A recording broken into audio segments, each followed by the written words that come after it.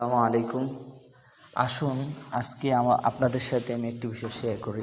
আমরা তো সবাই জায়নামাজ কিনি নামাজ পড়ার জন্য। তো সবাই জায়নামাজ কেনার আগে এই জিনিসগুলো খেয়াল করবেন। দেখুন এই জায়নামাজটা আমরা ব্যবহার করি না, এটা নিচে থাকে। যে নিচে জায়নামাজটা দেখুন, এই যে আপনাদেরকে দেখাই, এই যে এটা দেখেন, ভালো করে খেয়াল করেন। এখানে কিন্তু নামাজে দাঁড়ালে কিন্তু এটা চোখে পড়ে। আপনাদের এখানে দুইটা চোখের মধ্যে দেখায়, এখানে মুখে, মানে খেয়াল করে দেখলে মনে হয় এটা বিড়াল আর কি, বুঝছেন? তো আপনার নামাজের মধ্যে অনেক কথাই খেয়াল আসে, বা আপনার অনেক কথাই নামাজের মধ্যে মনে পড়ে যায়। তো নামাজের মধ্যে দাঁড়ালে যদি এগুলা দেখি, তাহলে তো মন আরও আগে থাকবে না। এই জন্য সবাই জায়নামাজ কেনার আগে একদম পুরা ফ্রেশ জায়নামাজ কিনবেন, যেগুলোর মধ্যে এরকম কোনো আঁকা টাকা নাই, বুঝছেন?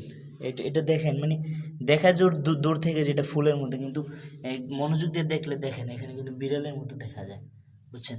এই জন্য এগুলো থেকে আপনারা বিরত থাকবেন, এটা নেবেন না। আশা করি সবাই বুঝতে পারছেন।